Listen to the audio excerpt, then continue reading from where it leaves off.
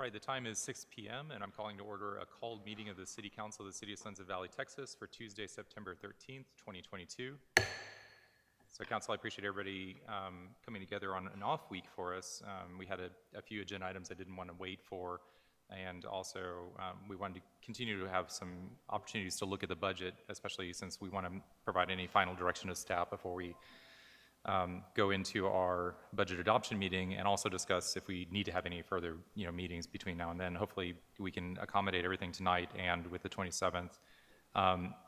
So with that, I'm going to go to agenda item number 2, which is citizen public communications. If there's any residents that wish to, or members of the public that wish to speak at this time, please step up to the microphone and give your comment.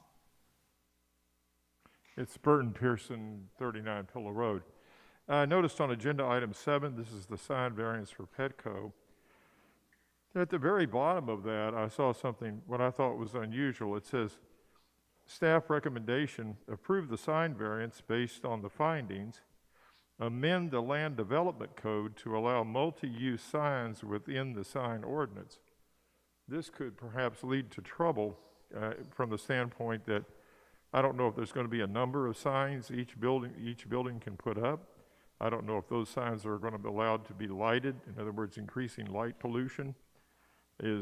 I know this, that for example, Barnes & Noble has Starbucks supposedly inside it, but if you go to that Starbucks, they tell you, we're not a Starbucks. So they're licensed. It's a licensed product. It's been licensed to Barnes & Noble, but they do have a sign for that over there. Now, I'm concerned that Barnes & Noble, after this amendment, might be able to put up a sign saying we have paperback books, we have, magazines, we have, on and on and on. At the very end there, under E, right below E, it says staff recommendation, amend the land development code to allow multi-use signs within the sign ordinance. I think it would be better just to go ahead and allow companies to apply for variances and judge that on an individual basis rather than making a blanket opening for multiple sign usages. Thank you, guys. Thank you. Anybody else wish to speak at this time? And Council, there are 3 comments in OpenGov. If you hadn't had a chance to look at those, I think those were, the topics now closed. If you go to the OpenGov page, you'll have to go to the closed topics to find them. But there were 3 comments as of the meeting time. All right.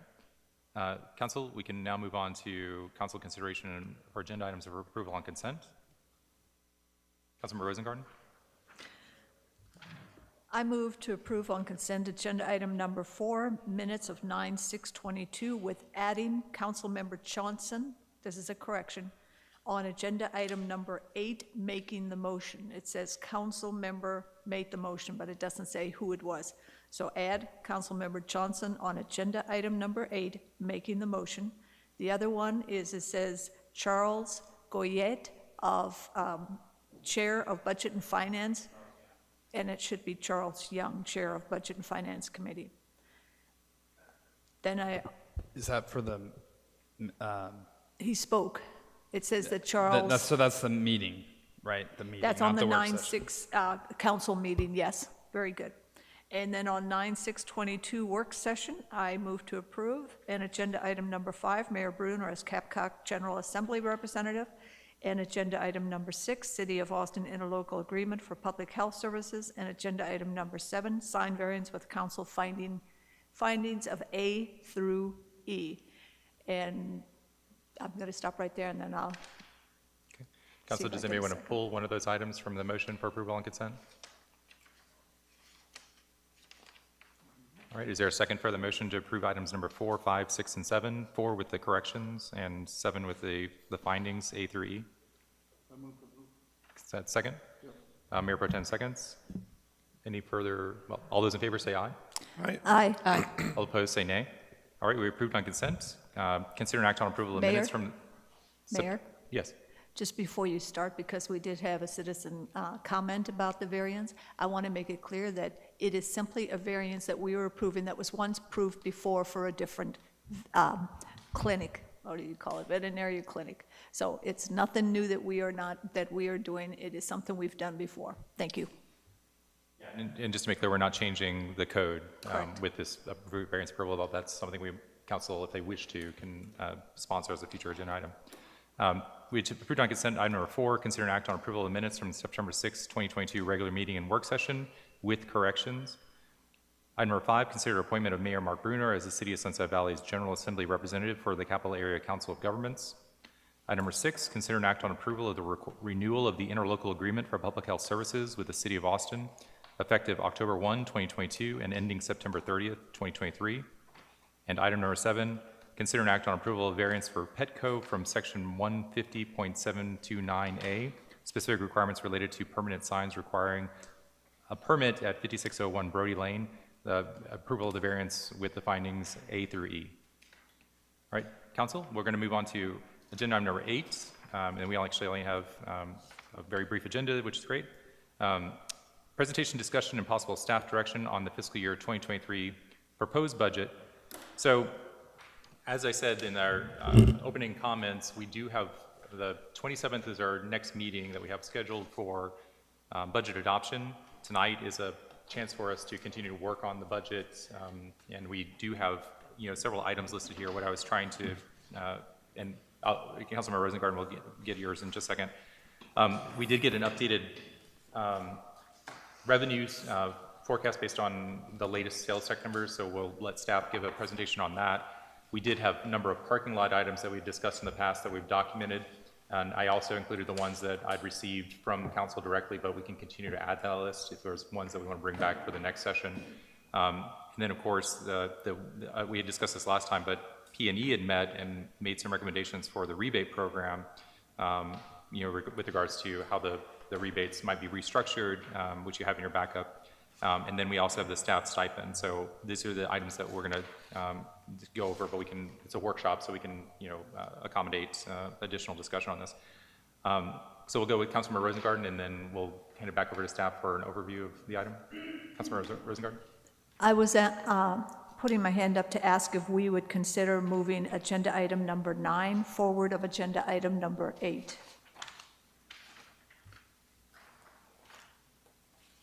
You want to move the agenda item, the appointment of Matt Lingafelter as interim city administrator ahead of the budget item?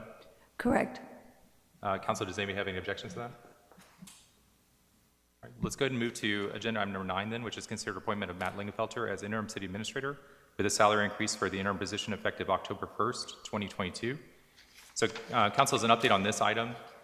Following our discussion at last week's meeting, the direction that we discussed is to pursue an executive search firm for the replacement of the city administrator. In the interim, we also discussed, what the approach should be for interim leadership for the city during that search, because it's going to be a multi-month search process if we go down that route. As an update to this item, just as a touch point, I have started to reach out to a number of search firms and giving them information about what our process is going to look like, and asking them for proposals to bring back at our September 27th meeting, so we can consider reviewing and potentially moving forward with one of those firms, or asking for further information as we go forward to down select like we did the last time. So that's a brief update that I'm pursuing that. I think we checked this, and Matt and I looked, or Matt, you looked through the records. The last time the city did this, there was not at least as far as we can tell, not a formal RFQ process. I think Mayor Rose Cardona said that there was, but we weren't able to kind of verify what the process was, and I don't know if anybody else remembers, but I don't remember us doing like an RFQ. I just remember, kind of the sequence of bringing back firms. But I'm also happy to, if we want to make this, a more formal process for RFQ, we might consider that as well. Just in terms of that process. But I've also already received some feedback from a number of firms just saying they appreciate being reached out, and they're going to be following back up. However, the other component of this is that during that time, we want to make sure that the city has leadership in the interim, and I did meet with the department heads as part of the follow-up to our council meeting. And my recommendation, and this is the agenda item backup that I put, I put together the backup, and it is my recommendation, it's not a staff recommendation, is that we appoint Matt as the interim city administrator, and I think that the department heads have concurrence with that, and I think I'd like to see that. but this is the item for council for consideration at this time. So with that, I'll open it up for council for questions and discussion. I guess what I have seen in the past is then when we have a existing employee work as interim in a position, and then they later apply, as Sarah did, for the position, and then they don't get it, there's hurt feelings, no different than when there was the chief position. And so I would hate to lose or have hurt feelings with Mr. Lingafelter. We appreciate him very much, we want him to stay, but we don't know yet his capabilities until he takes on the role. And then once he takes on the role, if we feel that he still needs some guidance, we can then go from there. But we don't want any hurt feelings. So that's a tough one for us sitting up here, because we want you, but you may not have been introduced to different things that most cities get introduced to give us all of the scope of some projects and so on yet. But at least we would, I think you can fill the shoes at the time being. Budget is done. When we get started with budget, it can be chaotic, crazy, a lot of demands on you, not anything less than what you have already, but there's additional demands from there. So that's one of my main concerns. Thank you. Mayor Pro Tem.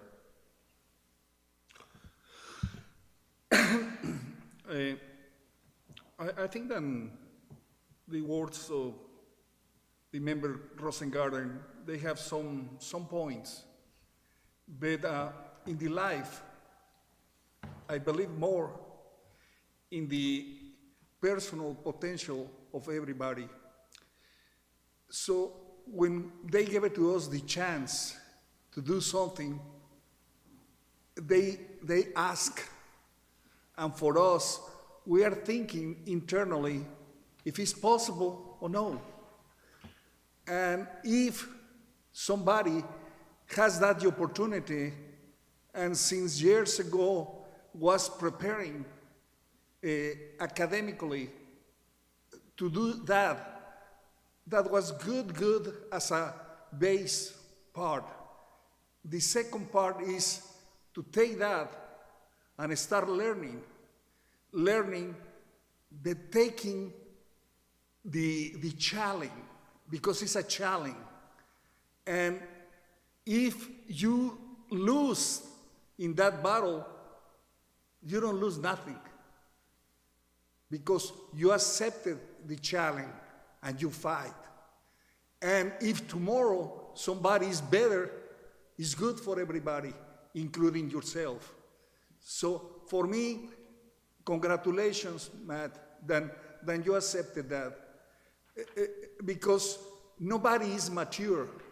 Everything has a process. The fruits, in one moment, they are flowers. And after flowers is a fruit. And after that fruit needs time to mature. And you are in that process. Sometimes you can force how you can mature.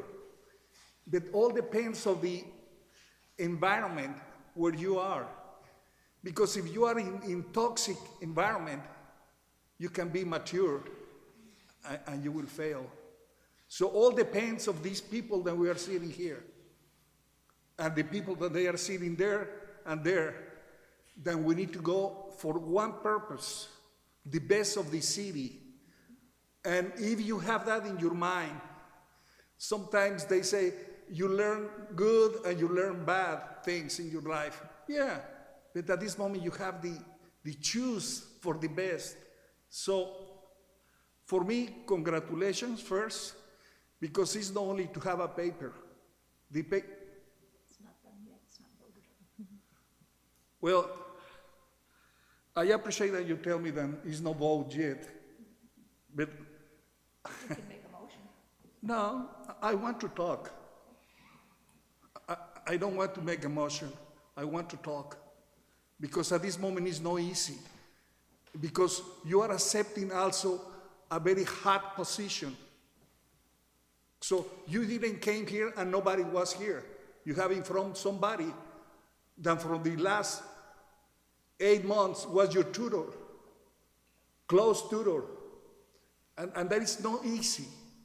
This is why I try to say this. So I think, Matt, I don't like when we compare people. You have at this moment a good chance, the same everybody there, and we need to work together. And for me, means a lot. In my life, I had the same than you, a lot of challenges. And always I say, I will go, I will go.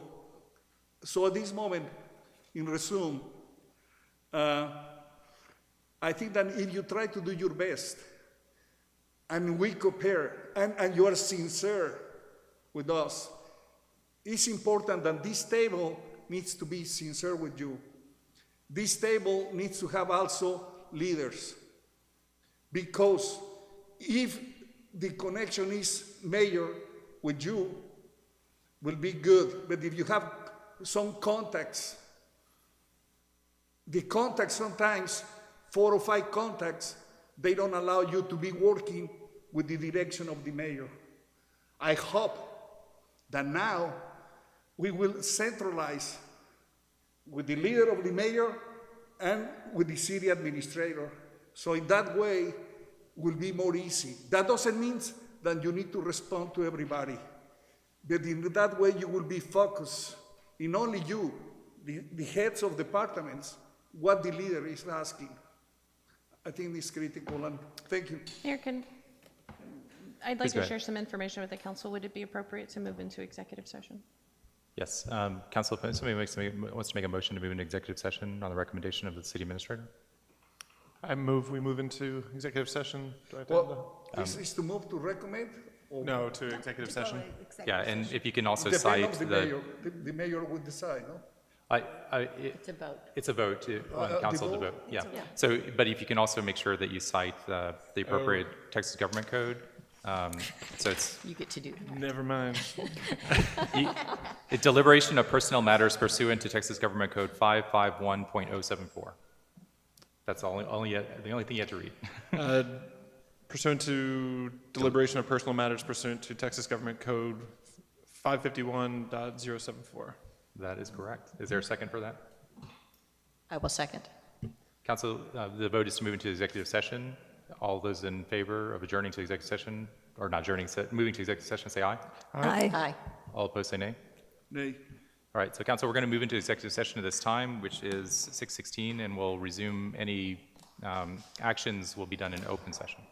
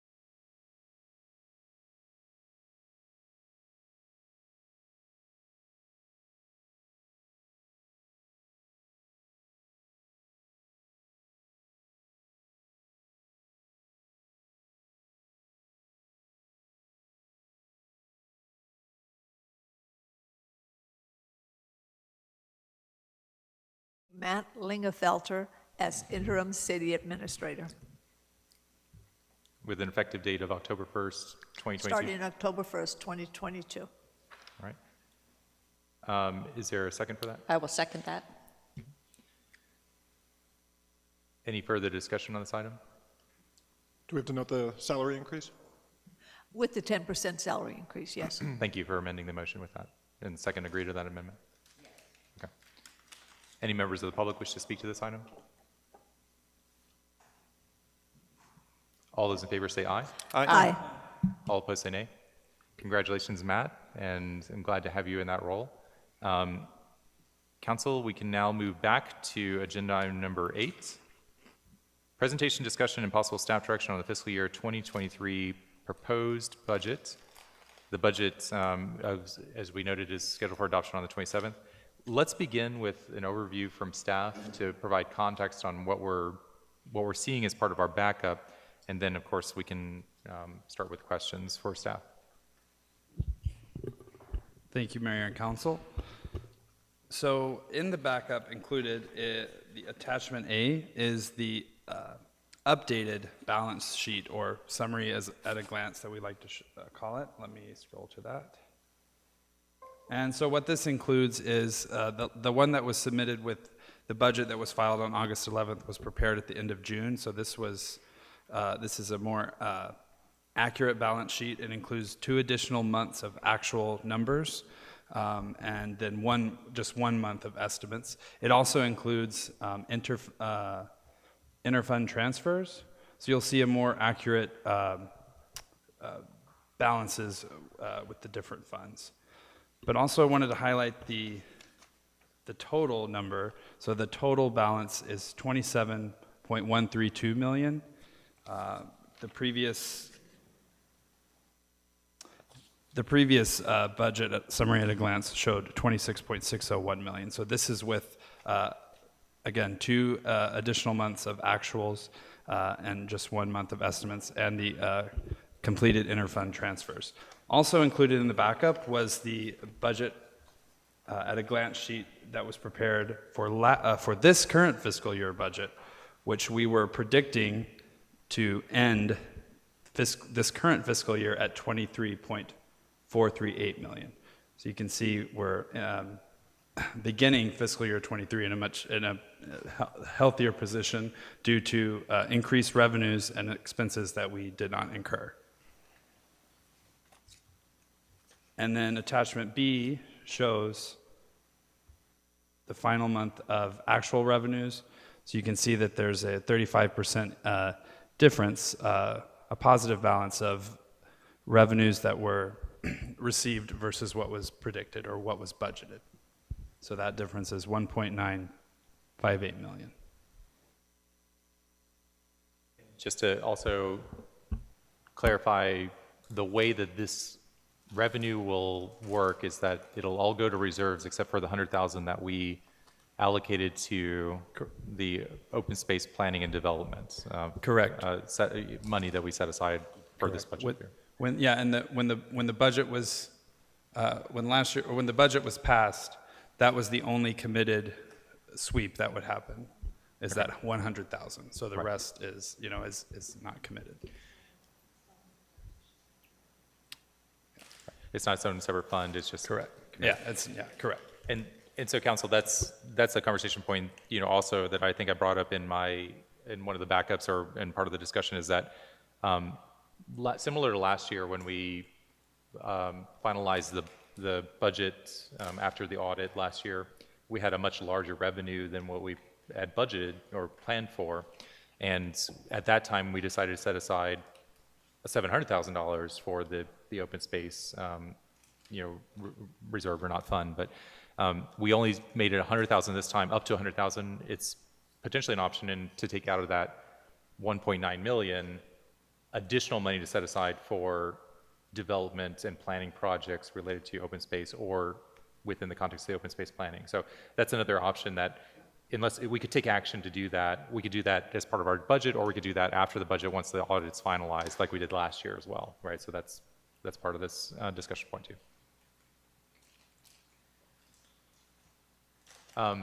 And then do you want to go through the other ones, and then we'll go to questions? Before you Right, move so- on, Oh, go ahead, Rudy. may I ask some questions? Okay. The first thing is attachment B, going back to attachment A. I can't figure out the numbers in attachment B to line up with numbers in attachment A. So when you look at 2021, 2022 budget, and you go up to A and it's got the budget in there, I'm trying to find those numbers up there and I can't find them. So you're talking about the actual revenue numbers? Yes. So if you have sales and use tax of All right. $4,243,108, where is that up above? So that should be in that's, right.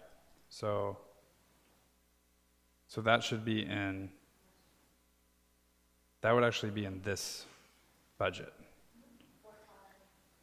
So revenues, 4562453 in the general fund, because that is general fund. Yeah, but that's 4.5, and this is 4.2.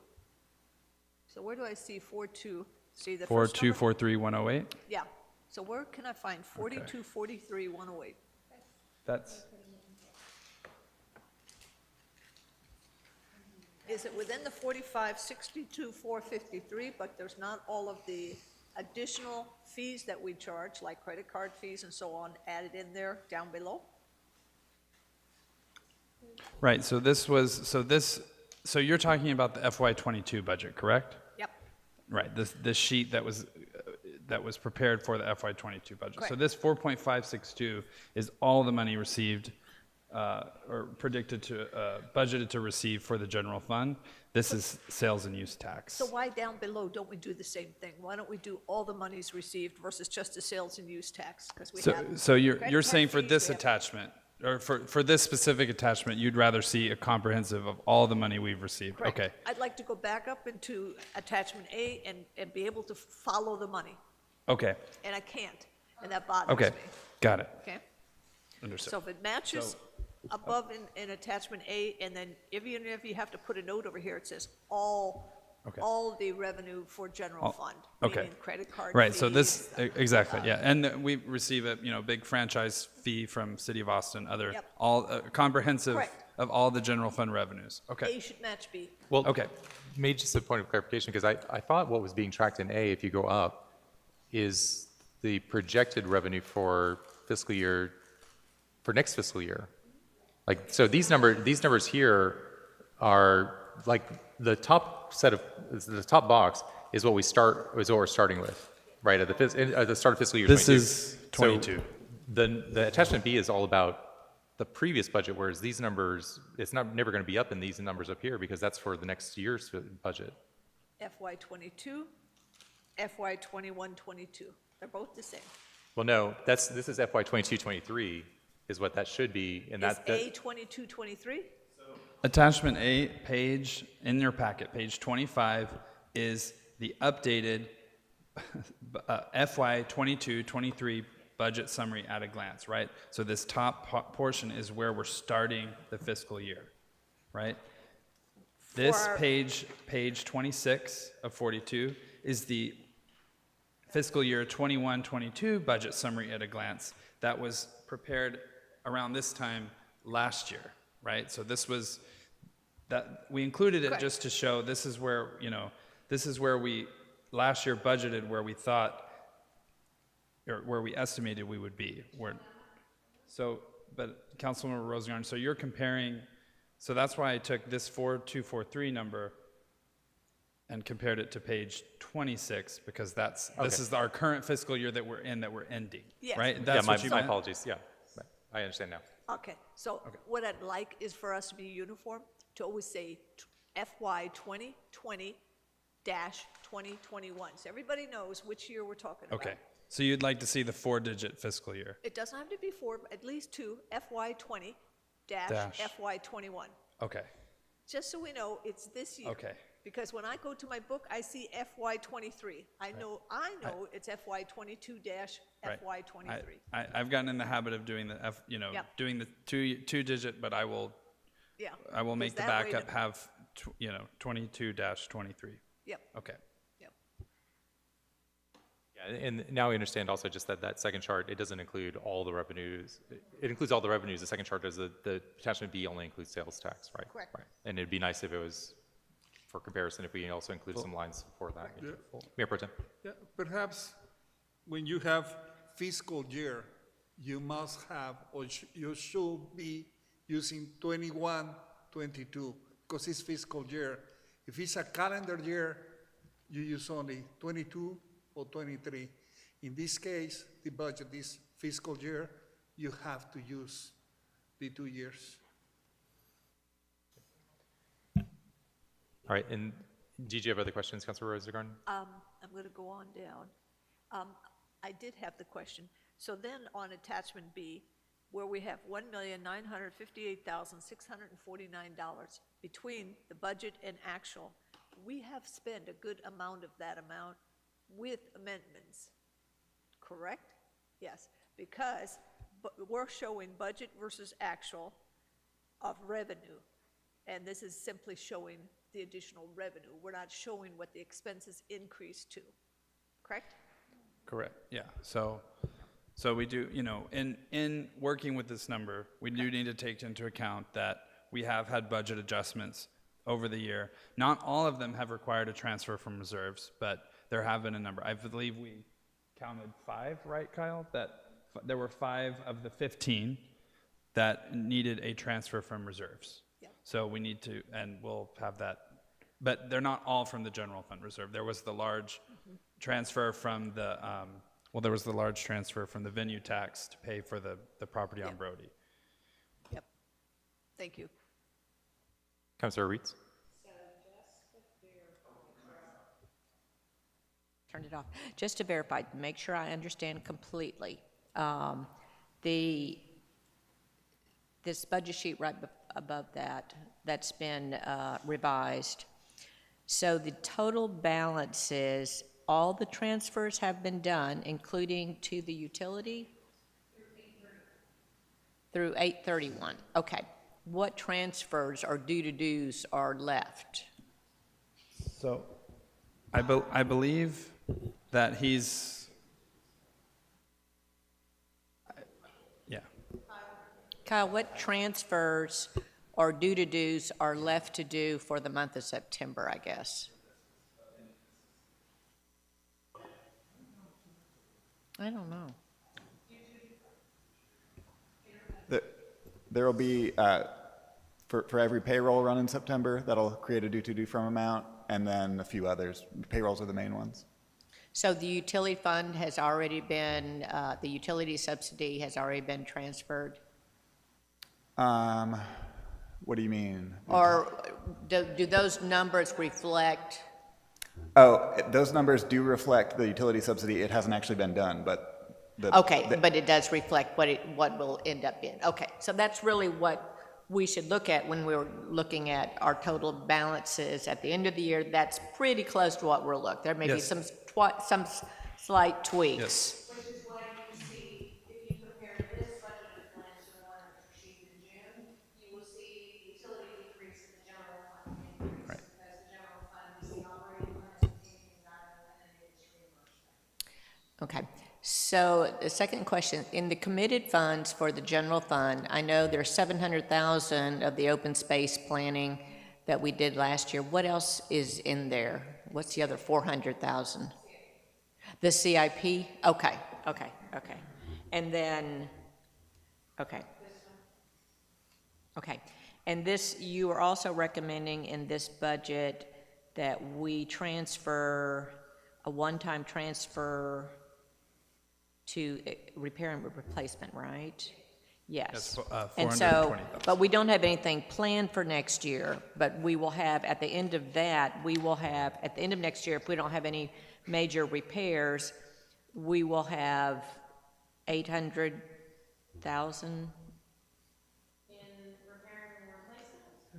$942,000. 942,000. If we don't have any major. Because we have about 400 now, and so, so really, when you look at, that was kind of general fund money, so when you look at general fund, it's one thing to think about, it's 9.9 million, but it's also, you almost have $1 million, another $1 million in various other funds that were general fund, but we have committed them to other things like equipment and repair and replacement. So that really takes the stress off of the general fund. So, okay. Very good, very healthy. And we do, well, yeah, so we do have, staff does have some additional recommendations. So to fund we are predicting for CIP projects that are currently underway. They're currently underway, the engineering is completed, they're bid ready. We do know that expect an increase, and that expected increase is about 700,000, give or take. So it might be prudent to set 700,000 aside already to fund existing CIP projects. In addition, as you can see from this balance sheet, the CIP for next year, planned for fiscal year 22-23, includes a 470,000 transfer from the utility fund and that utility fund reserves. So in order to not put stress on the utility fund reserves, perhaps funding an additional 470,000 from this excess revenue to sweep that into the CIP for next year. Okay, so the Utility CIP, reserve. we're starting with 1.6 million in the CIP fund, and we have been funding that basically from that. And then once we start on the projects, we will need an additional, we will spend, next year we plan to spend 1.3 million. Are you saying plus another 700? Plus Another 700,000 for projects that are already that are underway, in process, ready correct. to get shovel in the ground. Yes, yes, yes. Okay. So then, and that 700. Okay. Yeah. Will be from street, utility, and drainage. Okay. And the street, both the street and the drainage, reserve funds are very healthy.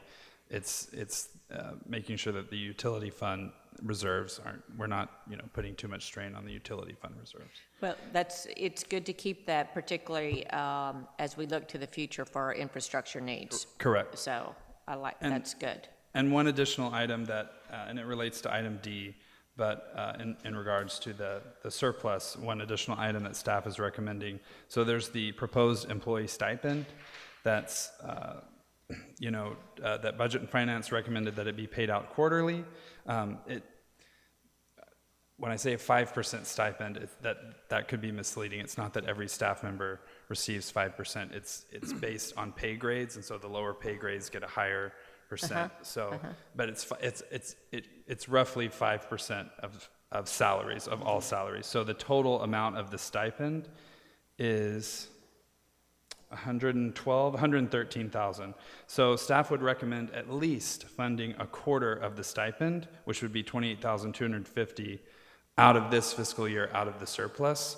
There was already a planned draw from reserves in fiscal year 22-23 of 14,000 to pay for the stipend. So paying for at least that first quarter of the stipend out of the surplus from this fiscal year 21-22 would relieve that strain on the general fund reserve. So that's not on the parking lot, is it? So we just have to add it to the parking lot? Correct. That would be an add to the parking lot. Mayor Pro Tem. Yes. Sylvia, when we were looking the fiscal year 22-23 for the proposed budget, the committed was $1.1 million. I asked you before, and we had $700,000 for open space and $410,000 of retainage for the facilities. So for the pond, So in that case, if we having that committed, 410, I don't understand now how that changed to 813. So if that was the retainage, and the other 700,000 is the 1.1, so now why that drop to 813? Where do you see the drop? I still see. In the next paper. It's last year's budget. That's FY 21, 22 is the second paper. Okay, so on So this is before you guys had, so the first is the attachment A is the effective. Are you on page 12? Is this Over to the side is the correct one, if you'll scroll up. This one, attachment A? Yeah, he's looking Yes. at the same one you're looking at. yes. Yes. So, for example, in that case, the committed was 700,000 for open space and 410,000 as a retainage. 423,958. 423. 423,958. So that is still there. Yes. So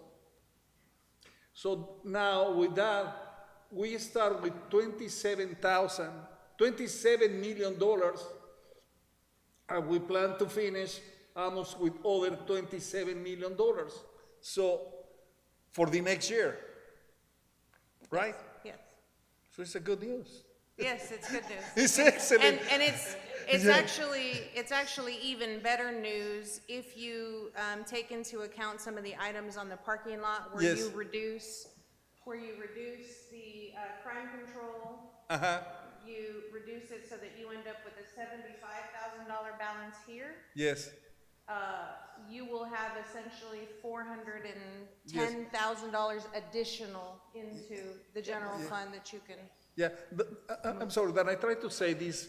How nice when we come back to this way to see the budget, because at this moment that gave it to us that reality and how we are spending. It's a lot of transparency. This is how I can see that. So thank you for that.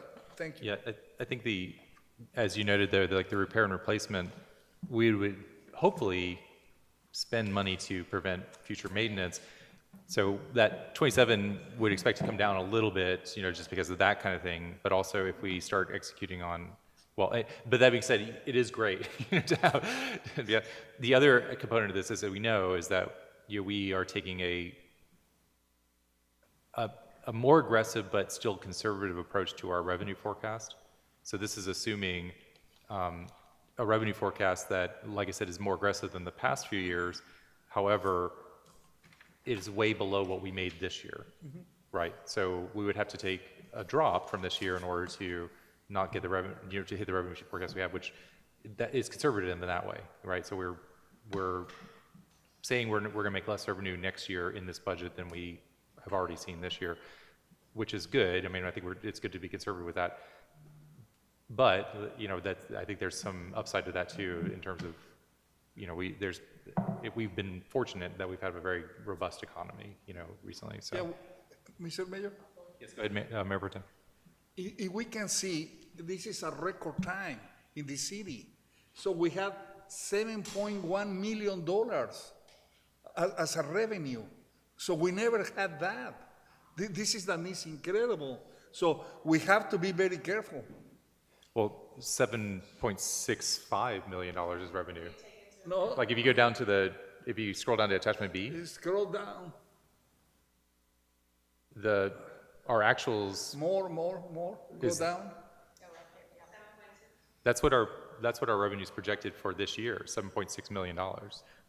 Okay. So I think, Mayor Pro Tem, you're looking at the sales this tax. is this just sales tax that also does not include crime control, and then this is total this is actuals that includes crime control, right? So that's where the 765. So that chart below doesn't include, yeah. No, but- And then as Councilmember Rosengarten pointed out, we'll bring back next time the actual revenues of all revenues, Yeah. right? Or all general fund, or just all revenues you'd like to see, the actuals. Yeah, then I try to say this. Match 'em. We were concerned in the years 2017, 2018, because we came to one plateau. So, and at that moment, we say we are not moving. And we were so scared. But now, I don't believe that, I hope that we will continue up. But this is excellent news, excellent news. I'm not actually, I don't want to rain on the parade here, but everything is more expensive. So I'm not that excited about, it's like, we got more money. It's like, yeah, and everything costs more. So Inflation has been our friend. So, I mean, if you told the people who incorporated the city in 1954 that we made $7 million, they'd be like, that's amazing. Why don't we buy all of the surrounding community, like unincorporated communities, and just make huge? It's like, well, no, now like every house costs $2 million. So You're right. yeah, it's, there's a little bit of perspective. I think we're doing good. You're right. Austin's doing good. Central Texas is doing good. But I know these bids that come in, they're all 50% higher than we were Rob, planned. let me dream. Okay. I'm sorry. I'm sorry, Alfonso. I'm like a big, hey, Alfonso, every silver lining has a cloud. So to get back to the, I think, so if we were going down the route of, for example, paying for the quarter of the staff stipend out of this year's budget, that would come, there'd be two parts to that. One would be we'd modify the proposed budget to reduce the stipend amount, but we'd also need a budget amendment for this year's budget to pay for that. And similarly, any transfer to pay for cost increases that are expected for CIP would be a budget amendment for this year's budget to cover those costs. So those would be, we could bring those back on a future council meeting, even the same time we're adopting the budget, if we wanted to go that route. But those would be, that's how we'd handle it just from a procedural standpoint. It would be a budget amendment to cover, instead of falling to reserves, essentially increasing the budget for this year to cover those expenses so that we could then, and then it's concurrently update the budget, proposed budget for next year. Matt? It would be prudent, I think, to do those budget amendments that are going to have, effect on the fiscal year budget 22-23, to do those budget amendments at the September 27th meeting prior to adopting the budget. Yes.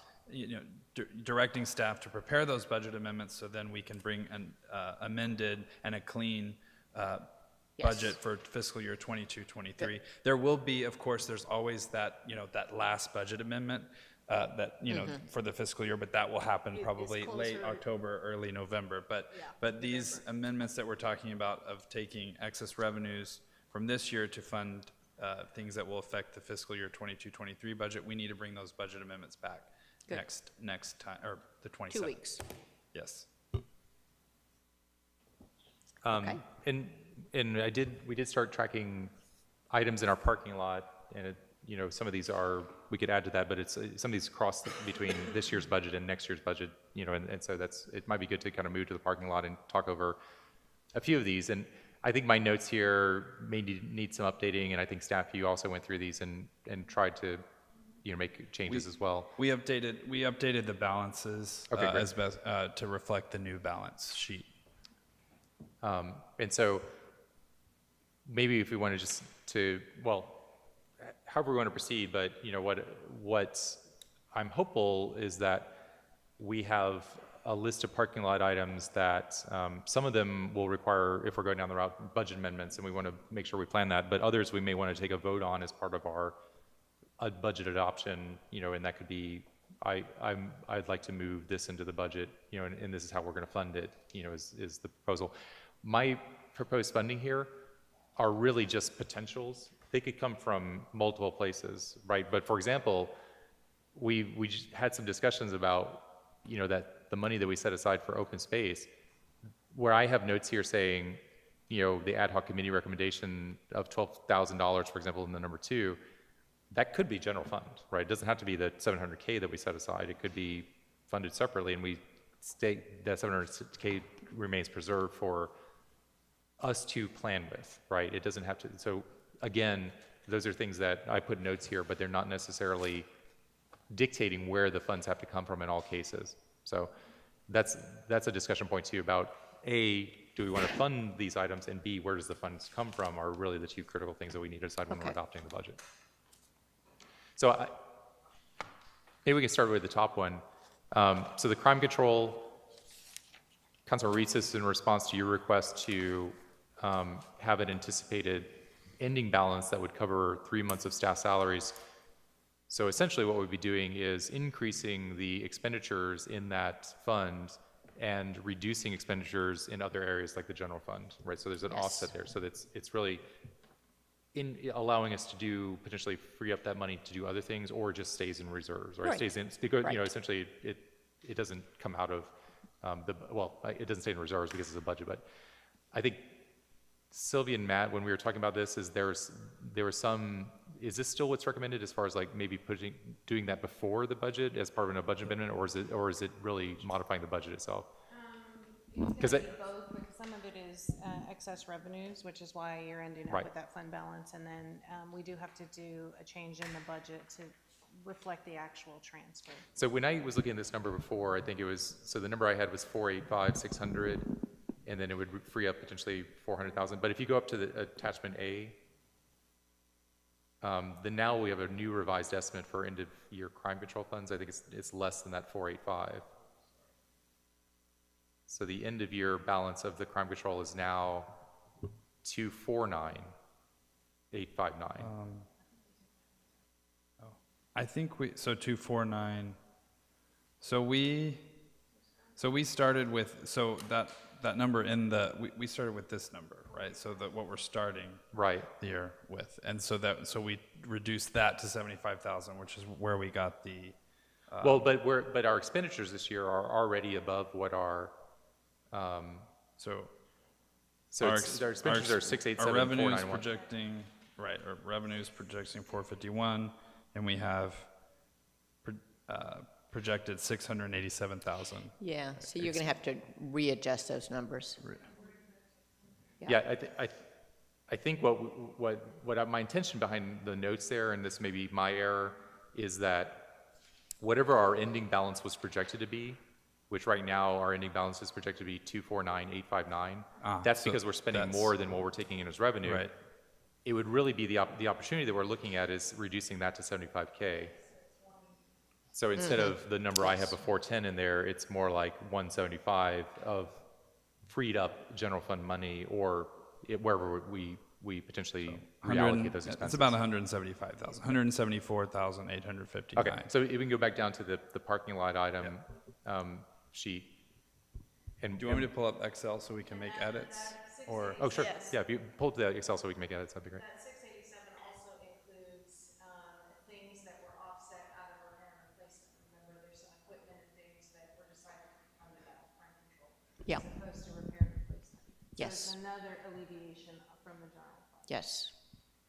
Yeah, it's still, that's $175,000 that we could reallocate to fund potentially other things on the parking lot, or to fund things like, you know, if we decided not to fund it out of reserve, or the revenue, like the staff stipend, right? Where we're, instead of pulling from general fund reserves, we do the balance approach. So yeah, I don't remember the numbers that we had there, but that's 240. Now the end of year is like 249 something in the projected balance. Okay. Mr. Mayor? Mayor Pro Tem. Yeah. I think that with that, that table is part of the items that we discussed last week. Last week, that proposal, the proposal for Parks and Open Space draft plan, I don't see the $125,000 for planning. So I didn't include that item specifically because I didn't hear consensus that we wanted to go out for an RFP. If we want to add that as a consideration, we can add it to this table. I'm happy to, to track that. I think that is important. And I think it's nice for transparency also. Why? I follow the $12,000, the $50,000, the $15,000. Then it's important, and we need to clear that. The next is $400,000. And it say there that will be for conservation areas and etc. And the next, that it wasn't here, that wasn't the proposal, is the trail that they propose for the Upper Cougar Creek. And that is the $222,000, then it's okay. The only thing is, we don't need to be confused, because according with the proposal, in Upper Cougar Creek also was $400,000. And that $400,000 was no for that purpose, was for play area and water quality, or water areas. So that $400,000 not necessarily is allocated for one place. Or what is your intention with that $400,000? So my intention, and again, I think you're correct in that having that 125K there for transparency, because it was one of the open space recommendations. Yes. It didn't sound like council was moving that direction, but I think for transparency, it's good to list it, because it may be the council changes their mind. So I think adding a new parking lot item for that 125K RFP that was recommended by the Open Space Committee would be, Carolyn, were you going to speak? Yeah, so Carolyn, spoke with Azakura Robinson, and probably a better estimate would be 150,000. 150? So 150,000. Okay, so maybe we can put the recommendation as 125K, but put a note there that the more accurate one may be closer to 150. You could say 120. Oh, go ahead. Yeah, Caroline. they pulled a couple different landscape architects, and their estimates were between 120 and 140. So Yeah. we were right in that range, but just to make sure we have it covered. But I agree, it came from the open space. I want to honor that. I think it should be listed. It's up to council whether they want to move it into the budget or not. The other items, that the open space items, the 12K, the 50K, the 15K, the 400K, those were the other recommendations that came out of that committee. And I was trying to label them such that, it's clear, open space ad hoc committee recommendation, this. The 222K came, and maybe it'd be nice if I had where this is in response to, but that was specifically in response to our discussion for Councilmember Reitz in particular to begin trail development and defer discussion about playground and water features. Yeah.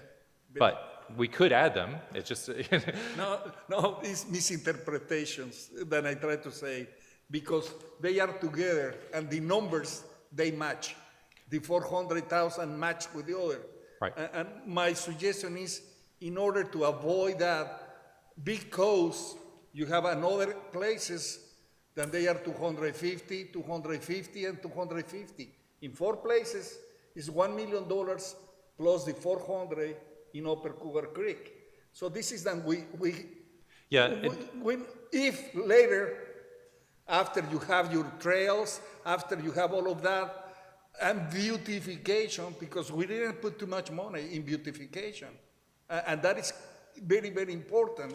So I think, Mr. Mayor, will be nice if we are more specific. And if we are more specific, that will help. Again, it's only, this is a touching. It's not too much. The plan is good, and I hope that we will comply, or we will develop all of that plan. Yeah. Yeah, and the numbers here, I realize putting numbers down, you're automatically sort of biased towards those numbers. I wanted to try to be clear that, these are places where council can make decisions to fund specific amounts if they want to, and it may be that they want to start projects with design so we can get better estimates, right? And rather than saying we're committing a specific amount. Because, and even in the notes, I put the same thing that Azakura Robinson said, which is it's an estimate of probable cost. It's not a design committed, kind of engineering design or site plan or those things. So I think these are where I was trying to capture was council feedback. However, this is where you also have an opportunity to say what's missing and what else we want to bring back. So on the 27th, we can vote up and down on these items. So Thank you. Thank you. Rudy, or Councilmember Rosengard? On number 1, yes. Number 2, yes. Number 3, yes. Number 4, yes. Number 5, it's the amount of money, 400,000, that I'm having a tough time with. So that's a maybe. Number 6, not this year. Number 7, yes. So, yeah, so the numbers have changed, so, because I inserted, of course, right?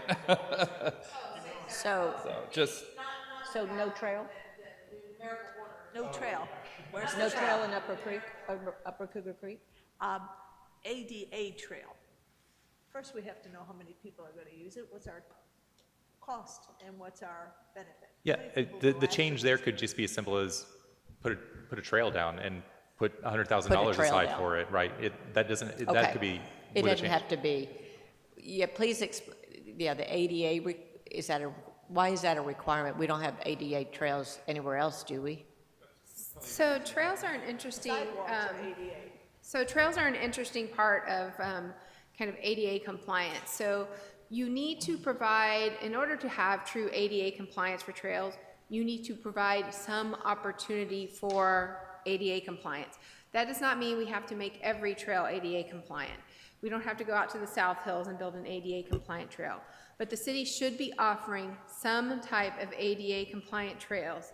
And so in some areas, such as an area where you're linking shopping centers to other shopping centers and things like that, you're also going to have some requirements based on the cost of that project to have some TDLR compliance as well. So that's why in that particular case with the Upper Cougar Creek trails, if we're going to be building an actual trail, it needs to have some sort of probably an ADA compliance between, to have for the circulation of that area. Okay, I'm good with that.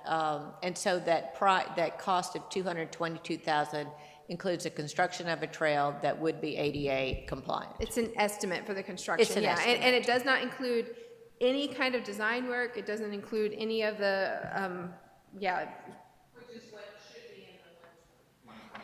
Yeah, so that would 150. be included in that 125. And the 150. other part with that is looking at the trail is that in order to build the trail, we need to know where the trail is going and what's kind of, it's one thing to have like a perimeter trail, but if we're going to eventually build a playground, we need to make sure that we build that trail with that playground in mind, so that it's going to those different places and have those different locations and stuff. Yeah. So that's why we had proposed to do the plan for those nodes and really have a good schematic design, so then we can go and build the trail and know, okay, well, we're gonna build the trail this year, but we're gonna build the playground next year, so this is what the trail is gonna kind of be for now, so that we can build up to it. Yeah.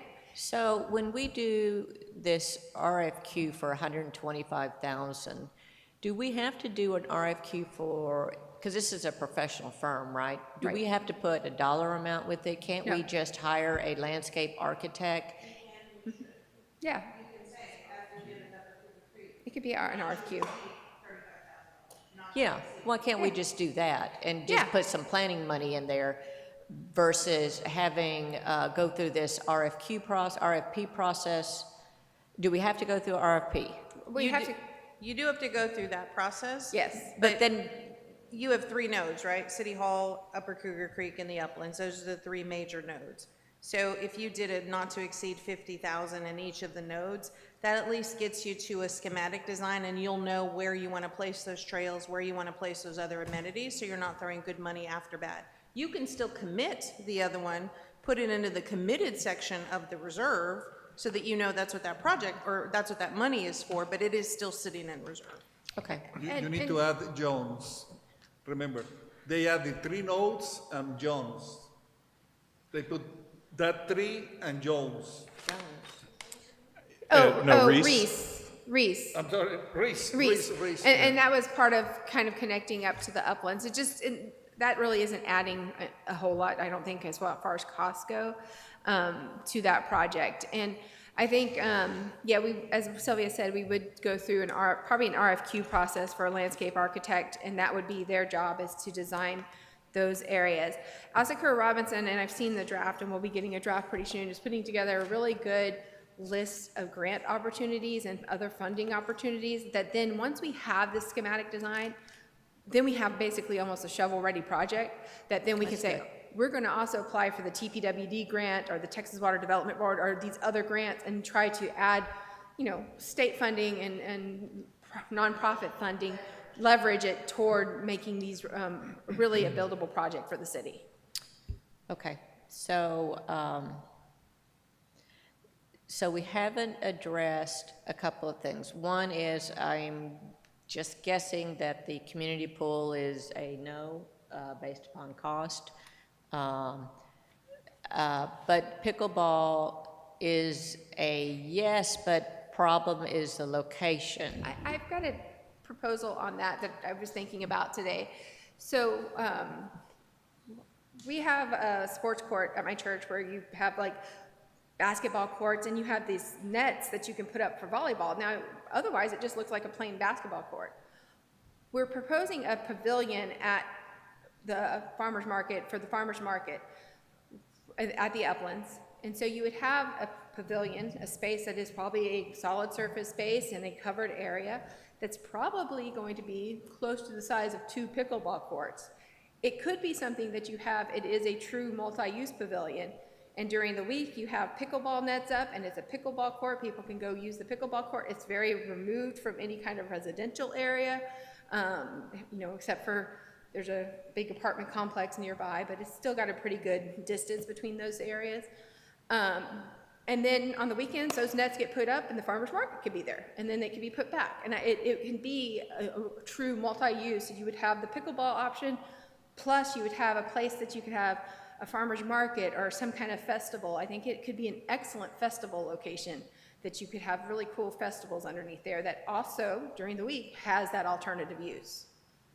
That's a good thought. There is no alcohol in that pavilion, though, so any festival you have would have no alcohol there, based upon the school. And how far is that from the school? Because, and it may not be our city, but are there residents on the other side that are just outside of our city, like that apartment complex? Yeah, so the Grange condominiums border the Uplands, but depending on, where the pavilion could potentially be built and any kind of, landscaping that could help possibly mitigate. So is that not an option to look at 6403 or whatever it is? There is actually residential houses right next to that. There's a residential home next to that property right there at this point in time. There is one, but there's a lot of trees that are a very thick foliage that separates that, and you could put half a barrier up. I'm not keen on a barrier all around it because I think the heat would be unbearable in the summer. It'd be hard.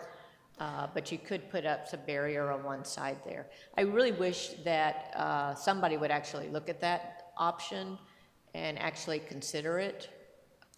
And we can definitely look at that possibility. I know that 6107 is going to also have impervious cover challenges because it is a big part of it is in the floodplain. It's got 5 acres. So, yes. And you could flood right over it. So, yes.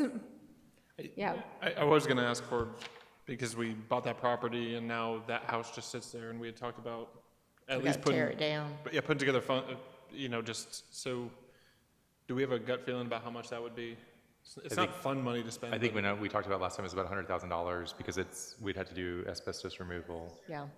And that was in my mayor's letter in the budget, is that we do that just because I think you could leave the foundation if we were going to potentially reuse that, but to clear off the house, because I worry about it, a safety issue. If anybody decides to move in there and the city doesn't know about it and there's something that happens, it becomes a liability for the city. And it's a fire issue, right? I think that's the other kind of thing. So I would recommend adding funds for that as a project this year, that we hire a company to do that, to remove that, but leave the foundation potentially for future use if we're talking about that. And towards like the other residents, unfortunately, Brody is loud, and so When we first said maybe pickleball there, I was like, but it's in the middle of our green space, but right there, it's pretty loud. Because I like run through there, so that's pretty loud. So, and by the night, it's over. My concern with that property is access, because there's the island, if you look at that, you can't turn left going south on Brody, you can't turn into the property. You only can do it from the other direction.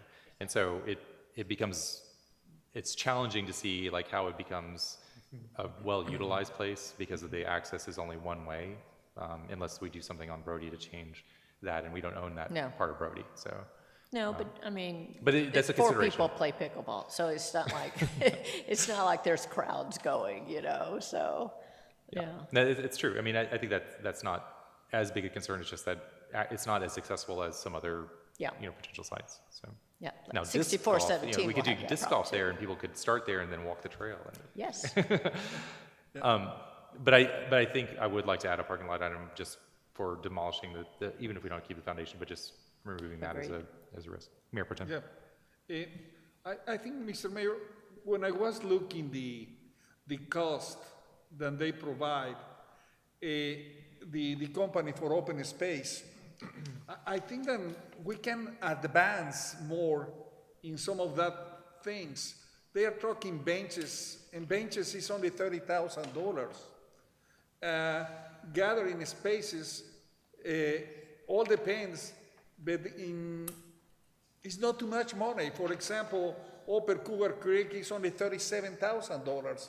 So looking that, I think that we can advance more. Perhaps I will give it to, this night, I would send one of these. I made one abstract from each place, and that will help you, everybody, to decide, because with this, they have the numbers. So you can see in that place, and in some places, it's not too much money. So, Mr. Mayor, I think beautification, we say that a lot.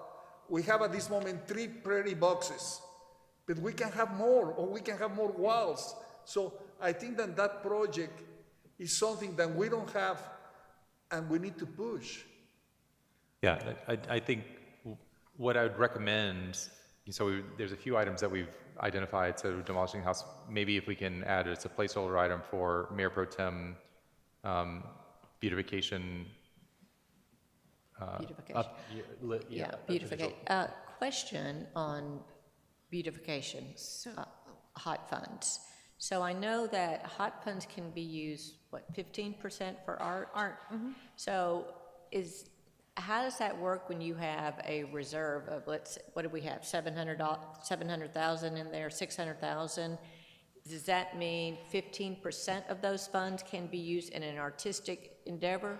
I'll have to check with Barbara, but generally, because it's been an accumulation of, I'll have to check with Barbara. Okay, it is not each year, I know that, I'll check. so, okay. What I was going to say about beautification is, for TxDOT, remember, there's some Canales work that they've done that will still have price tags on it that we don't have just yet, especially the bridge under 290 and all of that work associated. So TxDOT is going to give opinion on the plan, but we haven't engineered anything yet, so we don't even know what the cost is going to be. Our first swath is, would they even accept it? Paint, that's an easy one, but there's some pretty significant structural stuff there. Right, and and their plan also includes new signage for the city, where our monument sign replacements for that. The boundary markers. The boundary markers, and different benches, some artistic endeavors, just artwork, I guess, art installations, really, it's more of it. And so all of those need to be priced, and all those need to be reviewed and agreed upon, and then moved forward with once we come to some sort of ideas. But I would want to put in the budget, what would you guess? you know, we can certainly should be able to do the boundary markers. And if TxDOT approves that, to do that. So I'm guessing, given the price of the signage that I saw, the trail signage at $50,000. What, 200,000? Put 200,000 in, or Well, I wouldn't even. 150,000, 100,000? I wouldn't even do that. I would just focus on the A&E for those giant, what I'm calling planters at 290 for that beautification corridor. Yeah. I would just put A&E money because you're still, you know, a year out from development, so no use in tying up money just yet. Okay. And then the boundary markers, those were really cast stone. Those are probably going to be about 20 to 25,000 a piece. So, so that's 1, 2, 3, 4. 4 boundary markers. One's larger than the others. The others would be small. So I would say 100,000 in that. But that doesn't have to go on here, right? No. We have that 700,000. Yeah, we do have the 700,000 to draw from. Yes, what I would suggest is the 700,000 right now has no items committed to it. If this council wants to move in that direction, then you should make a motion and amend that resolution that says of the 700, 350 will be used for X, or whatever that amount is. Okay. But right now, it's just kind of a blank slate. Okay. Which doesn't amend any of the balance sheet numbers, because it's still going to be in either committed or reserve. It's still at But 700. you just know it's earmarked for that particular reason. Yeah, I'm really curious about using those hot funds for some artistic installation. We'll make a note, and we'll 'cause we'll we have- ask. that's a we'll healthy ask- fund. So yeah, it's a very healthy fund, and yeah, we'll basically ask, can we use, you know, explain the reserve situation, and can we use, does that 15% rule also apply to the reserve funds? Mayor Pro Tem. But you know, also too, we could ask if some of the, you know, items, are they promoting this? Because, you know, hot fund, again, it's all about, you know, promoting the city, and so if it's a promotional, you know, could we argue that a boundary marker is promoting the city? You know, so Well, we'll just. could we argue that some of the activity we do with our businesses are those promotion activities? So, Yeah, I have some, I have a punch list of hot fund related questions, so I'll reach out to both TML and our city attorney and get some yeah, feedback and maybe on that. Danielle could, yeah. Okay. Yeah, Mayor Pro Tem. yeah, thinking more about that beautification. So we have so many light posts through the city, and they are all of that green, and some of them, they put flags in Ernest Robles, but we are not thinking too much at this moment in maybe to have a special colors, also work with the 3 retailers, and perhaps if we can spend money in their signs. If you see that in that corner of Brody and Ernest Robles, it's a huge, than if we can have some colors more alive. This is Village. And the other is in 290 is another, it's a big monster, but they are only rocks. So if we can provide some of that working with them, because if we will fix it, for example, the bridge that is in Ernest Robles, that bridge gave it to us a lot of, for that area, if that would be nice, if we can put more trees. Again, when they are telling us that it's expensive because we need to hire more people and et cetera, well, if we need to start thinking that it has, in the other side of the cost, the beautification. And when I say this is before rain, I used to turn left in Ernest Robles to my house. And after the rains, the trees, they are so nice. Because why we don't have more? And I saw that at this moment, they put only $4,000 more for the trees. And if it's difficult to maintain that, we need to find, as we discussed the other day, that people can be responsible for that trees. So in that way, if I will have one or two more outside of my house or behind, I will be responsible to put water. So we have to have that plan for the community. Like adopt a tree. So in that adoption of trees, I think then it works. So you're kind of discussing both from what I'm hearing. You're hearing us approaching residents, bringing back that Yes. true adopt-a-tree program where we're working, the residents, are planting trees, but you're also discussing perhaps more trees along our public roadways and areas Yes, too. we will say Ernest Robles. Ernest Robles. Ernest Robles, 2 or 3, they are dead. We didn't plant a new tree. He's dead, so they cut to the bottom. So we need to start thinking in that way, because that tree had, they planted perhaps in 2004. In the 2000s, so they are 20 years, Mark. So if we are not thinking in that way, so soon we will lose all of them. Meadows, it's so nice to go inside to meadows, than if they have more trees around, looks good. Look, our village, when the mayor, she used to live in that corner, they put water as you don't believe. So that trees, they are the best trees of that place and other houses. So I think that beautification is nature. Look that, and at this moment, we can do a lot of things, Mark, but if we need to hire people, I think we need to think in that way, because in long range, will be less expensive for the investment, return of investment. This is than I was looking.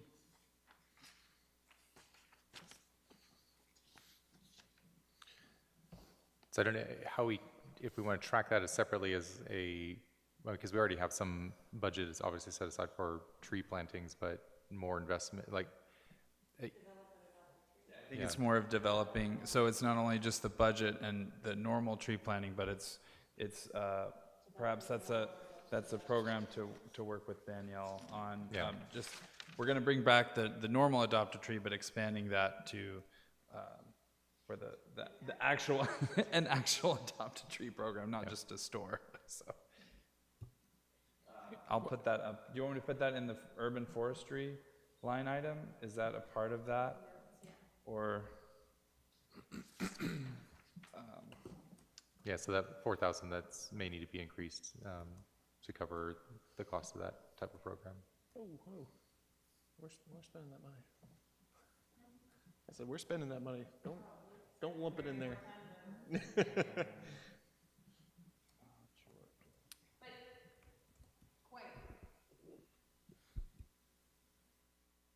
Quite frankly, not to be so forward, most of what you're planning here is going to sit in reserve anyway. It's going to sit in committed, or it's going to sit in restricted. It's not going to amend the bottom number until you move it. Right. So really, the decision is not to move it into the operating budget yet, I don't believe, but it is rather to develop the plans and the execution and then come back to you to move it when you're ready to spend it. Is that what I heard? Yeah, Sylvia, I used to criticize the budget adjustments, but I was watching this year, and when we start looking revenues and expenditures, and they were positive, the revenues, so we need to start looking that this city is special. In some cities, they don't have any money, but this city has some revenues extra. So what happened? If you start at that time, what do they want, the city council? So the city council, they say, oh, you don't have vehicles to do your job? No. You don't have this? No. So we will purchase, and we purchase. And in one moment, we made 15 budget adjustments. That is a lot. But when you are looking the money, all of that was invested in something that was necessary. So looking in the same way, you were using always city council approve that date. So if we approve, means that not necessarily they will purchase, but you were using as a tool the budget adjustment. Exactly that, and I'll also remind you that of the 15, Yeah. 10 of them were only interfund to interfund. It didn't affect the bottom line at all. Only 5 actually pulled from reserves for really what were planned expenses throughout the year. But yes, it will be in a committed or restricted, and you will have the authority to move it when you're ready. Yep. And that's the other thing I really wanted to point it out to the residents, is I know there was some consternation about, oh my gosh, we're moving from reserves, we're moving from reserves. We're not moving from reserves until the council deems it appropriate to move from reserve. It's a plan, and that's all the budget is a plan. It doesn't get executed until it gets executed, and then that shows up in the audit. So council, just as a quick note on time, so we're approaching our magic hour, so that's one thing that we'll want to take. But we also want to make sure we cover the rebate recommendations from P&E, just so that we have that as part of our discussion before we, wrap up this item as far as any further direction of the staff. We're tracking additional ones here. I think it's a good way there, to do this. One question before we move on to the rebate program, or before we move on to Councilmember Johnson and then the rebate program. Is there general consensus about the stipend approach of paying for that out of this year's excess revenues for the first quarter? Does that seem like it's a amenable approach? Okay, so I think we can bring that back as part of a budget adjustment. Right, so I think that we bring that back as a budget adjustment with the revised budget for accounting for only 3 stipend payments in the next year's budget. And then Councilmember Johnson, then I'd like to talk about the rebates. This is such a ridiculous little change here, but the math for the business appreciation event is off by $500. So the estimate is $2,000 to $2,500 for objective 1. Number 2 is $3,000. So the total estimated cost should have been $5,000 to $5,500. And so the upper bound, which was $5,000, should be $5,500 on item 8. It's so small and ridiculous, but the math is wrong. Basing it off of the community coordinator's email? Yeah, So and Daniel's, her- go ahead. So her total estimated cost is $4,500 to $5,000, and I just put $5,000 to have that extra. I don't know how that total estimated cost comes from the numbers above. So 'cause so number you're one- looking, well, it's a different number now, but on attachment C, right, what was included in the backup, you're looking at business appreciation? Yep. Objective 1 is 2,000 to 2,500, and then objective 2 is 3,000, which would put the range. I see. Oh, I see. So So the total on the email. Okay. Is what it So is. It's not even worth 5,500. mentioning, Good but math. So you're okay guy. with increasing it? And yeah, did council have any comments on, so there was Councilmember Johnson, SFC support, business appreciation, which is just kind of reinvigorating a line item that we used to have pre-COVID, and this will help the community coordinator implement some of the programs that she wants to take on. And then we did get we looked at the number for TDS, and that would be a general fund grant to cover basically waste toilet services for the market. how So much was it? these are 3 new items. So SFC had proposed, right, they had proposed a $35,500 grant, but I couldn't defend paying for the porta potties out of the hotel occupancy tax. So that would be a general fund grant support, and we would use, the city's solid waste services rather than SFC finding their own. Did TDS say $10,000? We looked it up. It was like just under. Yeah, we looked up the cost. We had put, considering the potential for using porta potties in disaster events, so we had already negotiated a price for porta potties in our contract that the city had already adopted. So we just did the math, and that would cover that. Okay, I was just dumbstruck that we thought it would be $10,000 and. And then it was exactly $10,000. Yeah, it was You like, didn't ju- tell it was them just that we thought it under. would be $10,000, did Yeah, you? Okay. so. Thank you. And this, and just as an FYI, so this 25,500 support to the farmer's market, that would still leave the hot fund balance positive just from estimated revenues, not even, like, this is not going into reserves, this is just, and this would still leave. I feel like for how many people it brings into our city every week,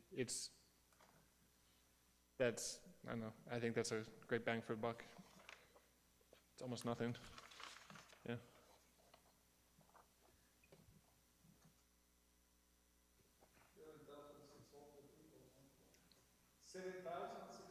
Oh, no, it's not, well, this is Farmers Market, not Art Fest.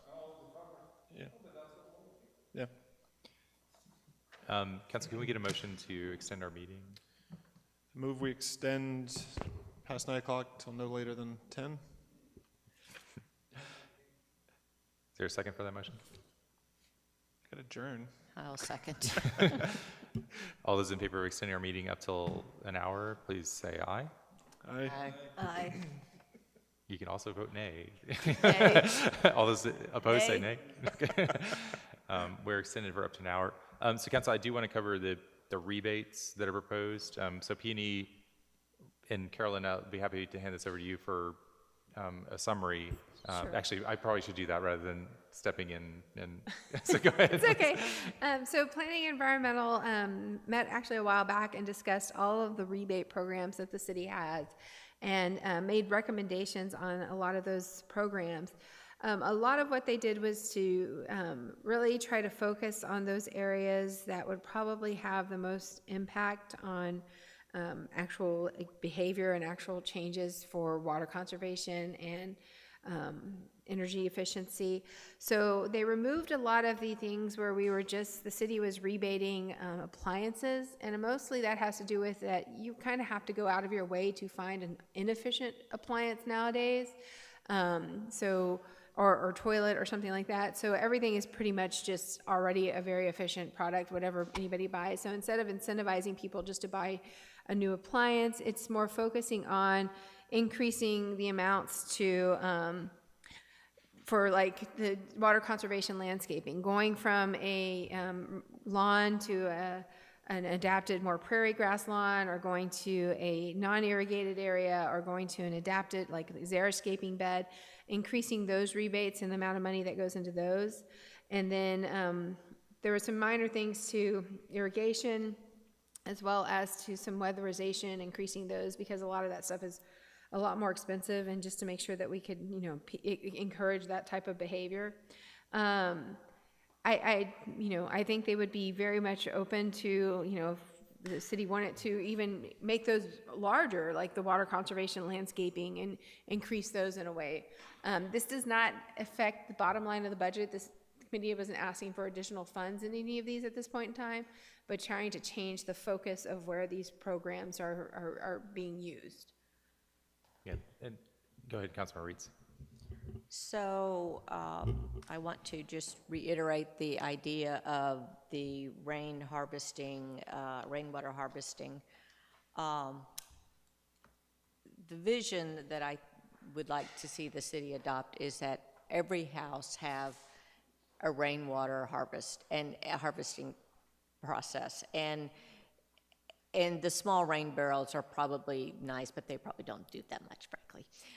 So you really have to spend the money to get a nice system. And we do, I believe we looked at like 8,000, 8 to 20,000, okay.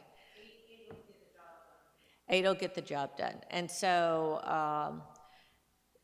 so I would really like us to really consider doing something really bold in this area, because this was a tough summer, and I think we'll have more summers like this. And the more that we can conserve our water and have systems in place to help with that, the better we will be as a city, the less water we will use, and water will become more expensive. And we can if we had a really, really bold rainwater harvesting rebate, that would encourage everyone to get one. Right. Everyone that is willing to put one up, that is, and I would really like to see that. I'd like that to be moved up a lot higher. Let's do it.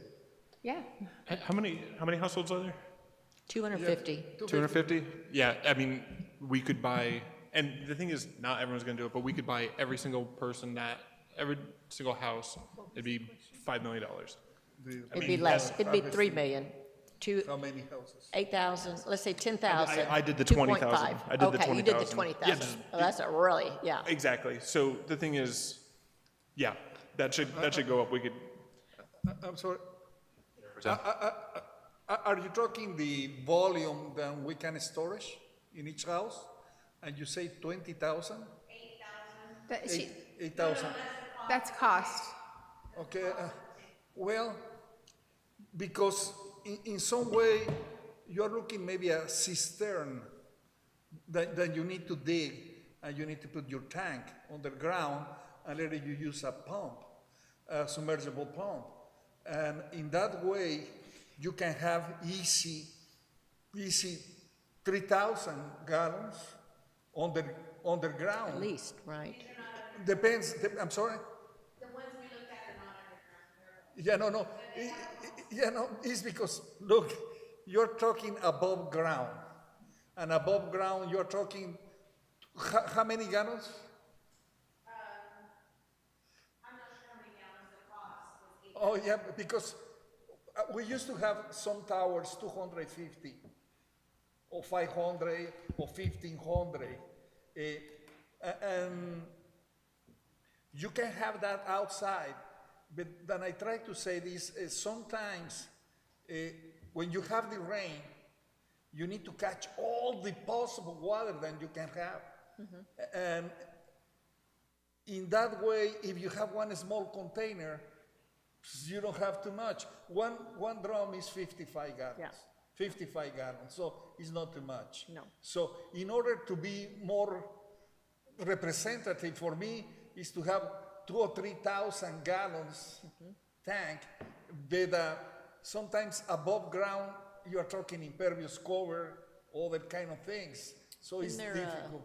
Yeah. Yeah, that would have to be addressed. No, actually, there is an exemption already existing in the code for That's what I rainwater thought. harvesting tanks, up to, I think, 250 square feet, which actually, I believe, covers the 10,000 gallon tank that we have behind City Hall. So I think from an impervious cover perspective, the majority of households would be covered on that. how big, I want to be mindful of residents in the villas that have less space to work with, and do we stop it at the maximum that they could possibly get? Or It may be something, we can look at that, and I mean, you can also get a taller cistern, but you'd also don't want Okay, to take yeah. up too much space. So there's a couple factors that, I love this idea of being able to, capture more rainwater and reduce our use on potable water especially. So there's a couple factors we have to look at. We'd have to look at the size of those tanks and what could fit in a space such as the villas, if somebody was willing to put one in their yard. Once you pressurize a tank, you have to get a backflow installed, and you have to have that inspected annually. So that's also a cost that is an annual recurring cost anybody with a rainwater harvesting tank is going to have. So there's a couple different factors in there to consider, and I think we can come up with some really good numbers on, what's an average size that can be done and how much water we're saving. I mean, the factor to really look at is, the size of the roofs. So if you look at a roof, every square foot of roof can collect about, I think it's 0.6 gallons of water in an inch of rain. So I think there's, we can definitely calculate how much people can use and how much space people have, and use maybe the villas as the baseline for that rebate kind of program. I don't think it's like the opposite of a baseline. Do what? It's like the opposite of a baseline. Yeah. So is that even on here? No. Well, I mean, it is. You can get up to 3,500. It is. Yeah, in Sorry, I was there. looking down at water It is conservation. here. Yeah, It is here. the current rebate pays the first $500 at 100%, and everything after that up to 50% of the cost. So it's $3,500. So that way, if you had basically a $6,500 thing. The city's paying for, a good portion of it. Yeah, and the other thing that would be helpful is if we had a contractor to work with that the city, worked with, and the same contractor could go around, and we could probably get a reduced rate if a lot of homes did it at the same time and do it that way, so.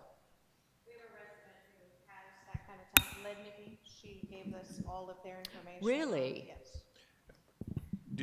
Do we want to make a move on shifting these numbers? Well, I would love to, but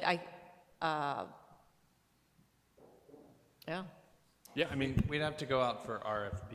We'd have to, do a public process Yeah, to select yeah. the contractor. that but I mean, would work just with it. getting, it's a sad state of affairs. I mean, I asked Carolyn a week ago or something about how many people went out for solar, and the money's there, and I want more people to take advantage of these. I don't know if if nobody knows, or if they're not. Better next year. Pardon? The tax credit's better next year. Oh, yeah, well, but that's a tax credit. We'll give $3,000 or $2,500. $3,000, and then City of Boston does $2,500. Yeah, I mean, And then you get a use- 30% tax credit next year. And it used to be like 49% when I put our, and it was, Yes, yeah, it was, but, yeah. so it might be a little eye-watering to people to put this up $8,000 or something and change the conditions here, but not that many people. I mean, I'll get on it. Yeah, But- yeah, and that one, and the other thing is changing out your lawn to a more drought-tolerant grass and such, or beds and such. So yeah, those, I mean, it's better to be ahead of the game instead of behind the game like we were this past year, and Yeah. it was tough. I think the two areas that I would like to, the rainwater harvesting is one of these things that we can do more to promote that, especially if we're making this year we say we're making a big effort to try to encourage people to do that. We're upping the rebate. That lets us kind of revisit it next year and say, maybe we were successful and we don't need to have that big of an incentive. But I think that would make a big impact.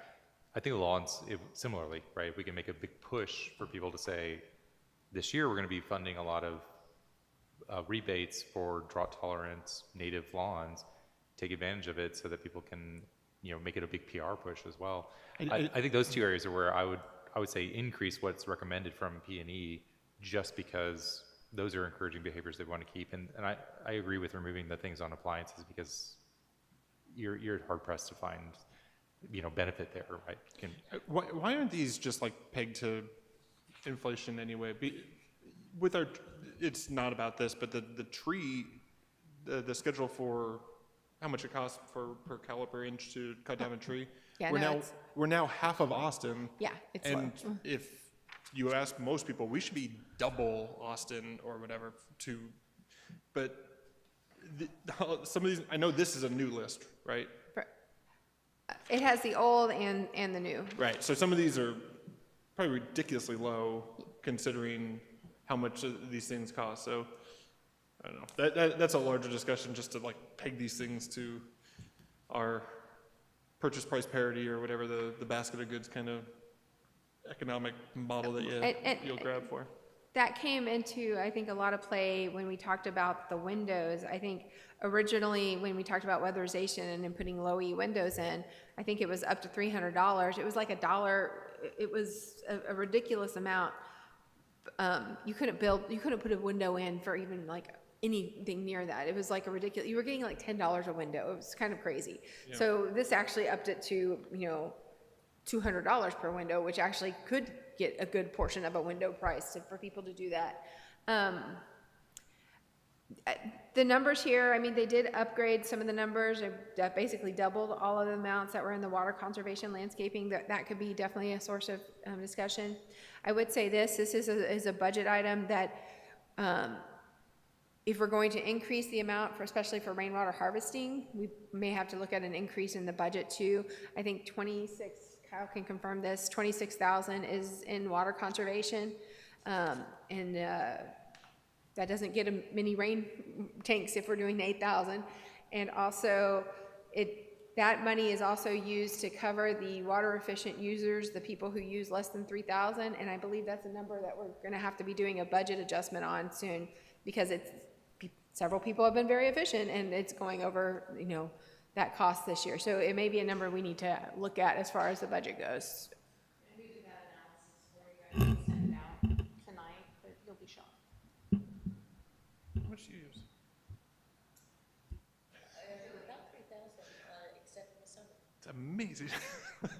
Ours is like, Well, it's just two of us. I know, so. Just like turn on the hose and walk away. And I want to hear from the members of the public that have been very patient as we go through this. Melissa Gonzalez, 26 Streets. I appreciate the excellent discussion. I appreciate that I haven't had to say a word tonight until now, and because y'all are doing such a great job. But I do want to bring up, while I'm very much in favor of the discussion on the rainwater harvesting, when I think about that, if I think about it on my lot, which is a fairly large-sized lot, I think out where's it going to go, and it's going to hit an easement. I've got 5 feet, and I have a relatively large lot, and I have 5 feet left to put that in. So the easement issue for a large water tank is a big deal, and I think it would be even more so in the villas. So I think we would need to address that factor if we moved forward on that. So I hadn't heard a word of that being mentioned, and we're talking about the villas, and I imagine a large tank next to somebody on the villas, that's a huge deal. So it is a whole important discussion to itself that shouldn't be taken lightly, because if that topples, a whole lot of other things topple. And so while I truly support the premise behind this, it feels like a domino on the 20-foot easement, which people may want to tackle, but that's a big difference in how we have previously thought. And so I just put that out there, not to stifle, because I'm excited, but it is a big point about how our city would look and where we previously have been. Thank you very much for your attention.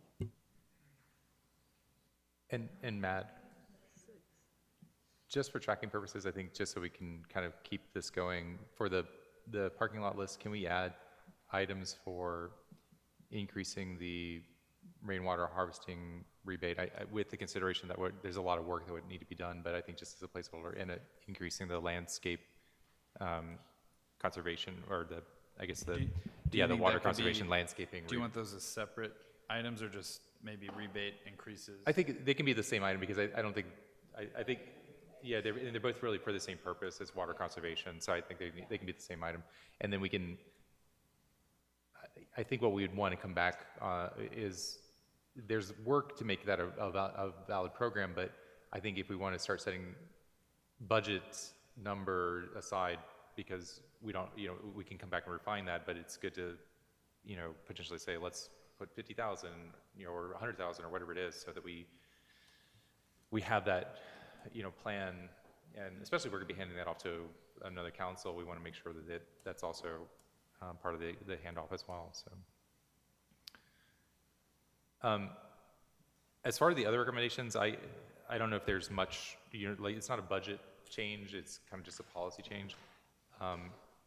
I think these are reasonable recommendations. I'm glad that P&E went through this process, because I remember when we were on Budget and Finance, it felt a little weird for the Budget and Finance Committee to be talking about air conditioning rebates and things like that. And in some ways it did, but I'm glad that P&E is trying to make a targeted focus. I appreciate their recommendations, and I don't have an issue with their recommendations. I think I'd like, as long as it's not changing the budget, we can move forward with those but we'd need, I think, would we need some sort of, I guess we need an action, to come back and say, these are the rebates that we're doing. Yeah, we would come back and say, these are the rebates. We can do that. We could do that at the next meeting too, and adopt, these are the rebates for FY23. Yeah, so I think if we can bring back these as the proposed rebates, and then we can debate, And remember, so all these conservation rebate programs, we passed an ordinance, I believe, in 2021, and so there's the budgetary amounts, but then if we're suspending any programs or changing programs, we'll need to modify that ordinance, because that's the official. Yeah, it's similar when we bring back the rates, it's going to be, Yes.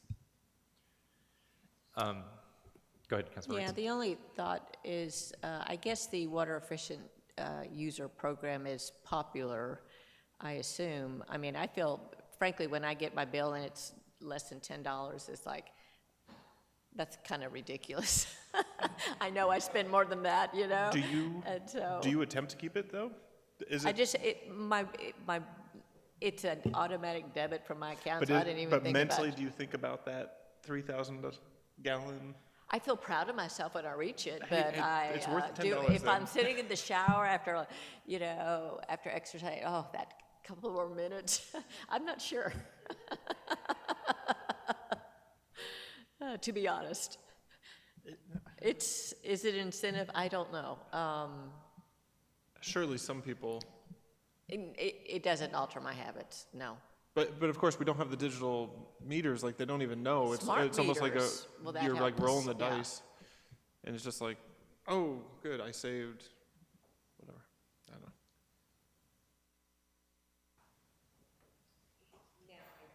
What does alter my behavior is the wastewater averaging. That I make sure the sprinklers are turned off, for those months, et cetera, and I say, get out of that shower. Yeah. Who has solar panels here? Do you? We do. They're awesome. I mean, we blast the air conditioner all day, and my meter does not move. Like, it just, you can see it. They're so I know, great. my problem is my electric bill's not that high. Same. It's not worth it. I can't make it, I don't know. How much money you have to pay to get them, and then you have to add to them, and then you look at my utility bill, and I look at it, and I go, I can go 20 years.